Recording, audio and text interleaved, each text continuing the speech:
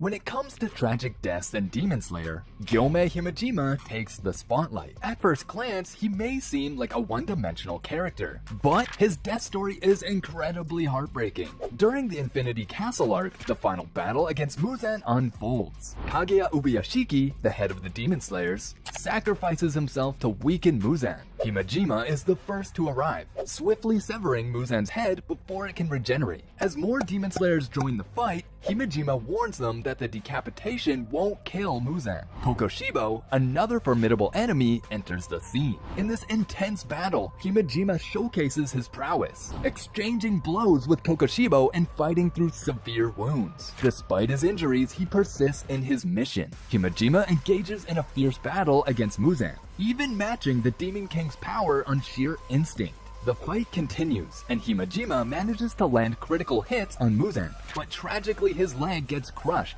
almost incapacitating him. Nevertheless, Himejima holds on and makes a final contribution by restraining Muzan's giant infant form. This allows Tanjiro the precious time he needed to defeat Muzan. Surrounded by fellow Demon Slayers, Himejima passes away, finally finding solace as he reunites with the orphans he couldn't protect.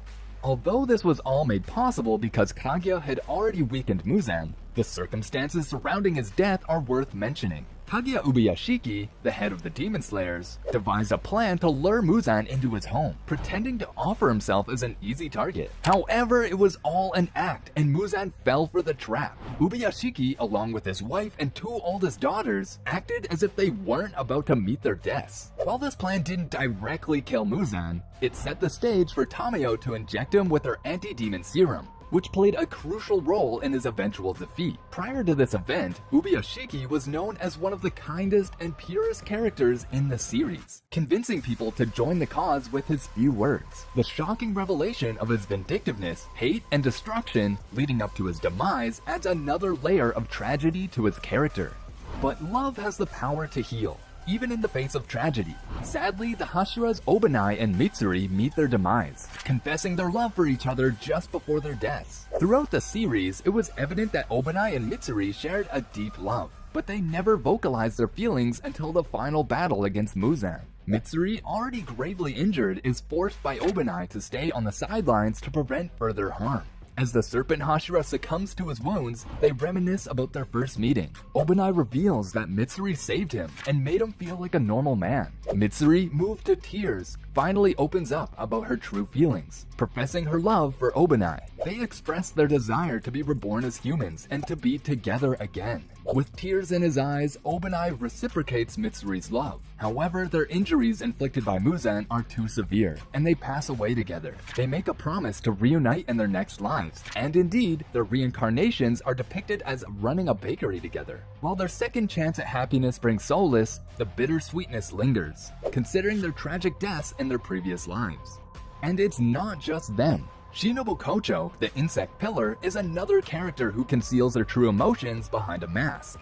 While warm and kind on the surface, Shinobu harbors deep anger and hatred towards demons. Tanjiro is the first to notice this, and during her battle with Doma, Upper Moon 2, Shinobu's true self resurfaces. Shinobu confronts her sister's killer, launching an intense fight against Doma. Fueled by rage, she strikes Doma's left eye, evading his attacks with impressive agility. The two engage in a back-and-forth exchange of actions and words. Shinobu manages to land a significant blow, but at a great cost. Her ribs, collarbone, and lung are pierced by Doma's counterattack. Despite her injuries, Shinobu summons her strength for one final strike, successfully delivering a poison-infused attack to Doma's neck. As Doma appears to succumb to the poison, Shinobu relaxes, only to discover that he quickly recovers. In a shocking turn of events, Doma absorbs Shinobu before her complete demise. However, before being absorbed, Shinobu uses hand signals to convey Doma's fighting style to her disciple, Kanao.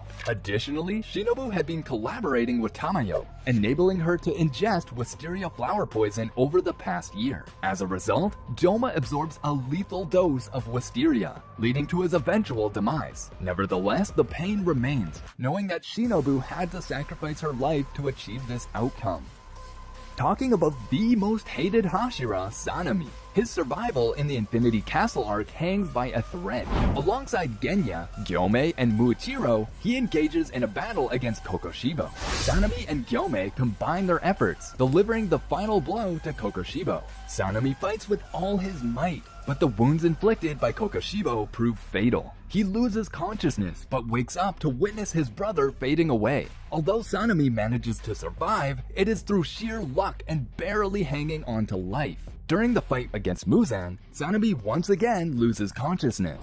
Presented with the choice of going to heaven or hell with his mother, he chooses the latter. However, his father's spirit visits him, compelling him to return to life. The exact details of his death, as explained in the manga, remain somewhat unclear to me. Do let me know if you have any info in the comments below.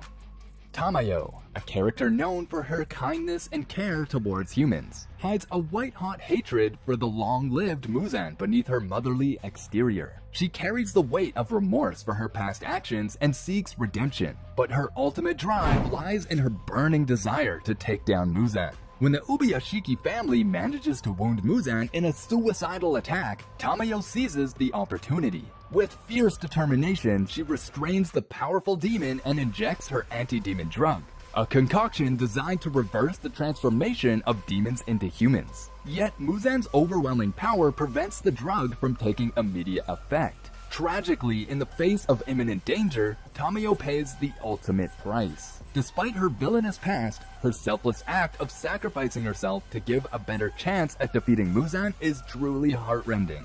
Tamayo's character exemplifies the dichotomy of kindness and hidden hatred, making her sacrifice all the more poignant. It showcases the depth of her resolve and underscores the tragedy of losing such a genuinely kind-hearted individual.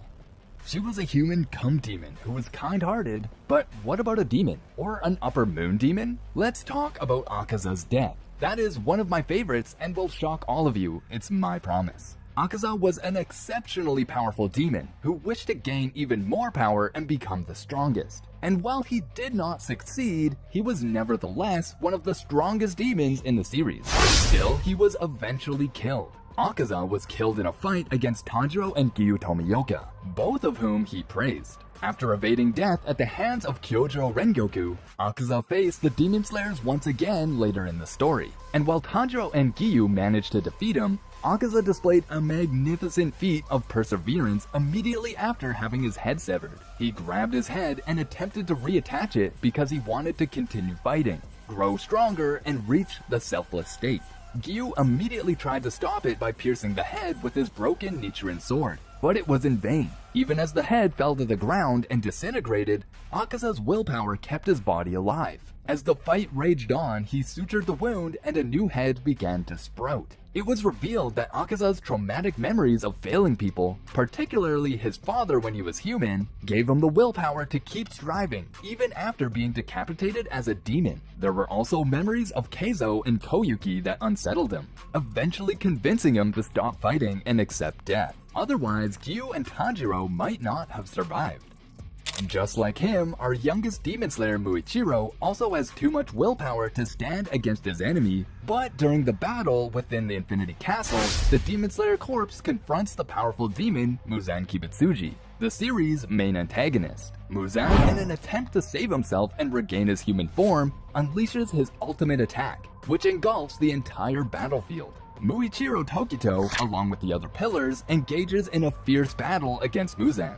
As they fight, Muzan's attack severely weakens and wounds many of the Demon Slayers, including Muichiro. Despite his injuries, Muichiro continues to fight with great determination, using his unique Breath of Mist technique to its fullest. However, during the battle, Muzan's overwhelming power proves to be too much for Muichiro to handle. Muzan strikes Muichiro with a devastating blow, severely injuring him and leaving him on the verge of death. Muichiro's body is left lying motionless on the battlefield, unable to continue fighting. In the aftermath of the battle, Muichiro's comrades mourn his loss and honor his sacrifice. Although his death is a significant loss for the Demon Slayer corpse, Muichiro's bravery and fighting spirit continue to inspire his fellow Demon Slayers as they strive to defeat Muzan and protect humanity.